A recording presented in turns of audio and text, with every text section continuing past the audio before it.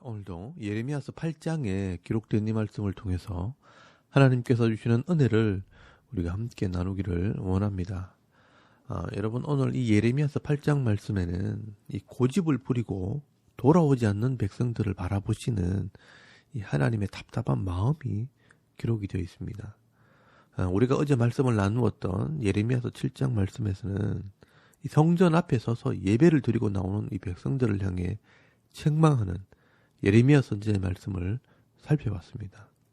하나님 앞에 나와 예배 드린다고 하면서도 그 삶 속에서 여전히 우상을 섬기고 악을 행하는 백성들을 책망하는 이 책망의 말씀을 들었다면, 오늘 이 예레미야서 8장 말씀에서는 이런 책망을 듣고도 전혀 회개하지 않고 고집을 부리는 이 당시 백성들을 바라보시는 이 하나님의 답답한 마음들이 기록이 되어 있습니다. 그래서 여러분, 예레미야서 8장 1절에서 3절까지 말씀해 보시면 하나님께서 굉장히 화가 나서 말씀을 합니다. 여호와의 말씀이니라. 그때에 사람들이 유다 왕들의 뼈와 그의 지도자들의 뼈와 제사장들의 뼈와 선지자들의 뼈와 예루살렘 주민의 뼈를 그 무덤에서 끌어내어 그들이 사랑하며 섬기며 뒤따르며 구하며 경배했던 해와 달과 하늘의 못별 아래서 펼쳐지게 하리니 그 뼈가 거두어지거나 묻히지 못하여 지면에서 분토가 될 것이며 이 악한 민족에 남아있는 자 무릇 내게 쫓겨나서 각처에 남아있는 자들이 사는 것보다 죽는 것을 원하니라. 만군의 여호와의 말이니라 라고 말씀을 합니다. 여러분, 여기 보시면요, 하나님께서 얼마나 화가 나셨으면 이 불순종함으로 이미 죽은 자들의 이 무덤을 다 파헤치고 또 그 속에 있는 뼈들을 다 끄집어내서 땅에 흩어버리겠다라고 말씀을 하십니다.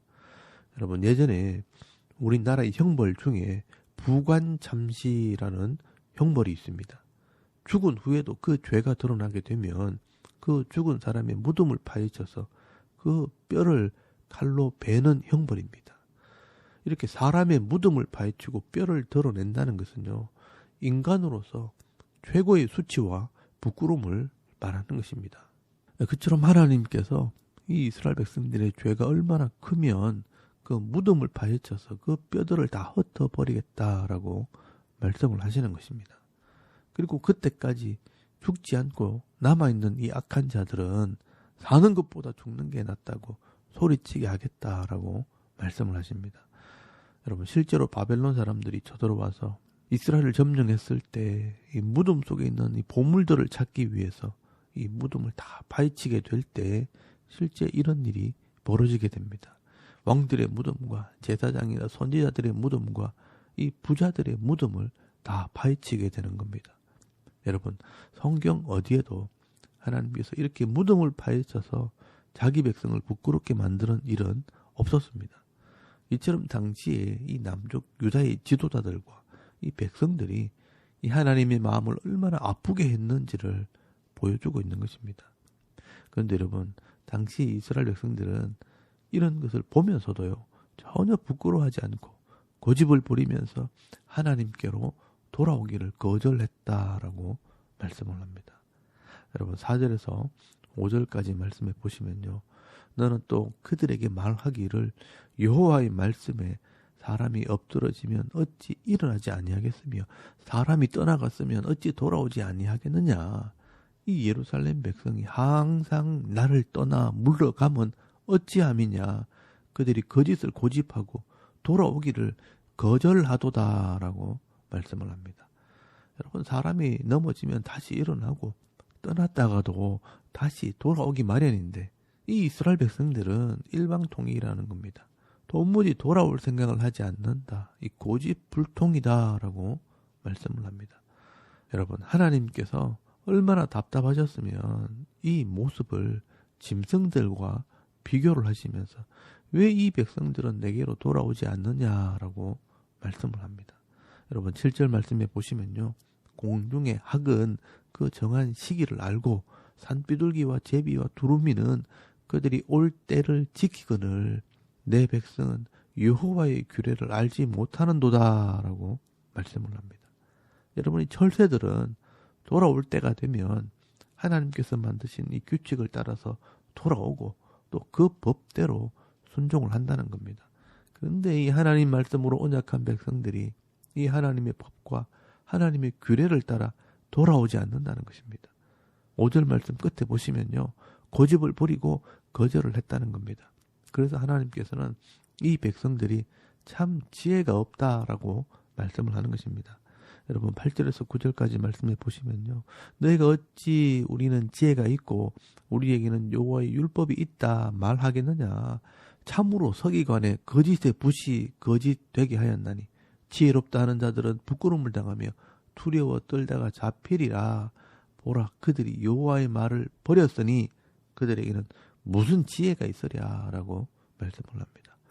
여러분 당시에 이 하나님 말씀을 기록을 하고 말씀을 가르치는 이 서기관들은요. 레위인들과 제사장 같은 종교 지도자들입니다. 그런데 이 종교 지도자들이 하나님 말씀을 가지고 있는 것만 자랑했지 이 말씀의 내용은 읽어보지도 않고 또 백성들에게 제대로 가르치지도 않는다는 것입니다. 그래서 10절 말씀에 보시면요. 그들은 작은 자나 큰 자나 다 욕심대로 행하고 선지자나 제사장들은 다 거짓을 행한다라고 말씀을 하는 겁니다. 그래 놓고 백성들이 징계를 받고 고통을 당하고 찾아오면 그래도 평강하다 괜찮다 긍정의 힘을 믿으라 하면서 좋은 말만 한다는 것입니다. 여러분 11절에서 12절까지 말씀해 보시면요. 그들이 딸 내 백성의 상처를 가볍게 여기면서 말하기를 평강하다 하나 평강이 없도다. 그들이 가정한 일을 행할 때 부끄러워하였느냐? 아니라 조금도 부끄러워하지 않을 뿐 아니라 얼굴도 붉어지지 아니하였느니라 라고 말씀을 합니다. 여러분 당시에 이 영적인 지도자들이 백성들이 말씀을 떠나 자기 욕심대로 살다가 징계를 받고 고통을 당하게 되면 이 하나님 말씀대로 회개하고 돌아오라고 이 하나님 말씀을 가르치면서 책망을 하고 바로 잡아 주어야 하는데 이런 지도자들이 도리어 더 악을 행하면서도 부끄러워하지 않는다는 것입니다. 여러분 의사는 환자가 병에 걸려 찾아오면 상태를 정확하게 진단을 하고요. 처방을 하고 치료를 해야 합니다. 그런데 이 의사가요. 괜찮다 그러면서 결국 사람을 죽게 만든다는 것입니다. 여러분 예전에 어떤 연예인이 의료사고를 당한 적이 있습니다. 그때 이 연예인은 다이어트를 하기 위해서 위를 잘라내는 그런 수술을 했었습니다.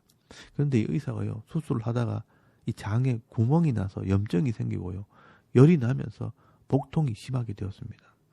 그러면 이 의사가 빨리 뭐가 잘못되었는지를 진단을 하고 치료를 해야 되는데 이 의사가 하는 말이요. 괜찮습니다. 잘 쉬면 됩니다. 시간이 지나면 나아질 겁니다. 라고 말했다는 겁니다. 분명히 문제가 있는데 괜찮다 하니까 자기도 괜찮다 하면서 음식을 먹고 시간이 지났는데 결국 그 음식물이 새어나와서요. 혈관으로 들어가게 되었고 결국 폐혈증으로 죽어버렸습니다. 그런데 여러분 이 의사는요. 자기 책임이 없다고 하면서 조금도 부끄러워하지 않는 것입니다. 결국 이 의사는 그 죄 때문에 감옥에 갔습니다. 여러분 이 이스라엘 백성들의 이 영적인 지도자들이요. 그랬다는 것입니다. 백성들은 악을 행하는데 평강하다 복받으라 말하는데 그게 진짜 평강이 아니라는 것입니다. 그래서 하나님께서 그 사람들을요. 심판하시겠다라고 말씀을 합니다. 여러분 13절 말씀에 보시면요. 여호와의 말씀이니라. 내가 그들을 진멸하리니 포도나무에 포도가 없을 것이며 무화과 나무에 무화과가 없을 것이며 그 잎사귀가 마를 것이라. 내가 그들에게 준 것이 없어지리라 라고 말씀을 합니다. 이 포도나무에 포도가 없게 되고 무화과 나무에 무화과가 없어지고 그 잎사귀도 다 말라버릴 것이라. 쫄딱 망한다는 말입니다. 그래서 내가 그들에게 준 것, 하나님께서 주신 이 복이 다 없어지게 된다라고 말씀을 합니다. 그런데 여러분 기가 막힌 것은 14절에서 17절까지 말씀을 보시면요. 이 당시 백성들이 이런 경고를 받고도 우리가 견고한 성에 들어가서 망하자 하면서 도리어 하나님을 무시하게 됩니다. 여러분, 이 이스라엘 백성들이요, 회개는 하지 않고 어리석게도 고집을 부리면서 견고한 성, 이 예루살렘 성에 숨게 될 때 결국은 그 예루살렘 성에서 다 죽게 됩니다. 여러분, 실제로 이 바벨론이 예루살렘을 침공했을 때 이 군사들이 예루살렘 성에 쳐들어와서 그 성을 포위하게 됩니다. 그래서 그 성 안에 숨어있던 사람들은요, 그 성에서 다 굶어 죽게 되는 것입니다. 여러분, 당시 예루살렘 성이요, 3년 동안이나 바벨론에 의해서 포위를 당했기 때문에 이 예루살렘 성에 있던 사람들은 굶어 죽게 되고, 또 그 시체가 썩어 전염병으로 사람들이 죽게 되고요. 또 남아있는 사람들은 그 성벽이 무너질 때 칼에 다 죽임을 당하게 됩니다.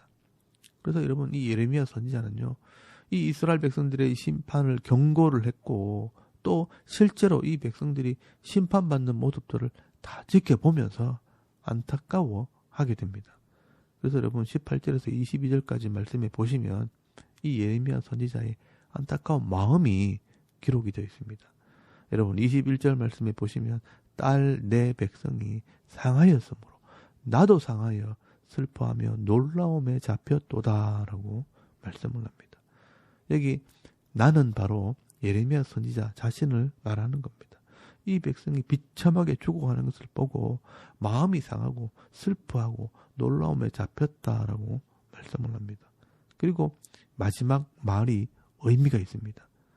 그들이 의사가 없는 것도 아니고 약이 없는 것도 아닌데 치료를 받지 못했다라고 말씀을 합니다. 여러분, 22절 말씀에 보시면요, 길앗에는 요향이 있지 아니한가, 그곳에는 의사가 있지 아니한가, 딸 내 백성이 치료를 받지 못하면 어찌 됨인고라고 말씀을 합니다. 여러분, 이 말씀을 잘 보시면요, 유향은 향재료면서 치료제로 사용되는 약재입니다. 여러분, 예레미야서 51장 8절 말씀에 보시면요, 유향을 취하여 치료를 받으라는 말씀이 기록이 되어 있습니다.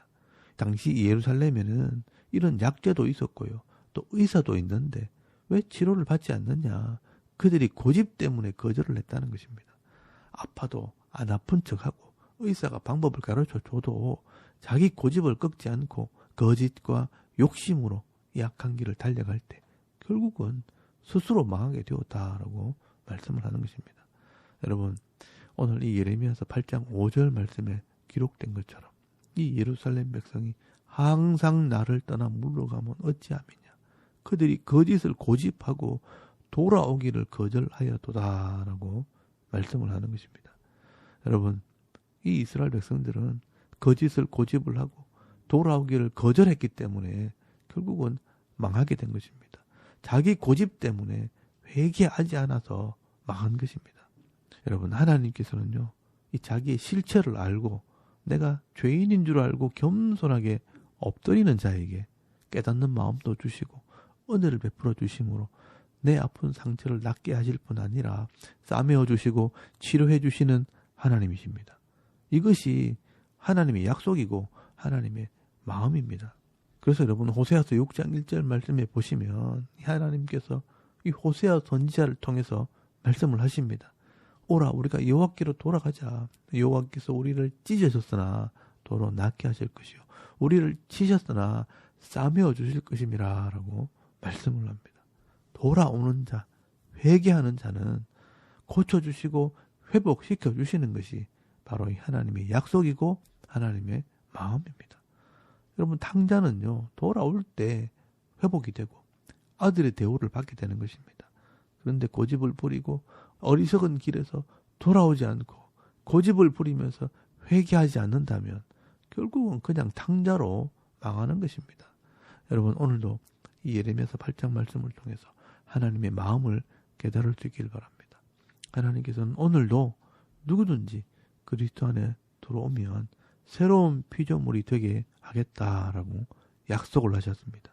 요한일서 1장 8절 말씀에 보시면요, 누구든지 자기의 죄를 자백하는 자들에게는 저는 미쁘시고 의로우시기 때문에 우리의 마음을 깨끗하게 하시겠다라고 약속을 하셨습니다.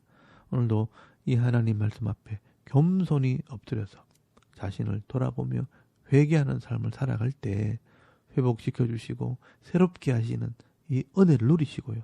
또 하나님의 기쁨이 되고 이 하나님 마음을 시원케 하는 삶을 살아가는 저와 여러분의 이런 영적인 삶의 모습이 되실 수 있기를 주의 이름으로 축원합니다. 아멘. 우리 잠깐 기도드리겠습니다. 오늘도 하나님께서 새로운 하루를 허락하셨는데 오늘도 겸손하게 내게 주신 사명과 직분을 감당하게 하옵소서. 여러분 기도하시고요. 또 이 나라와 이 민족을 위해 또 여러분의 가정과 자녀들의 믿음을 위해 중보기도 하시고 또 개인의 기도 제목을 따라 기도하고 오늘 하루 삶을 또 시작할 수 있길 바랍니다. 다 같이 우리 하나님께 한번 기도드리겠습니다. 살아계신 하나님 은혜를 참 감사합니다. 오늘도 이 아침에 하나님을 우리가 예배하게 하시고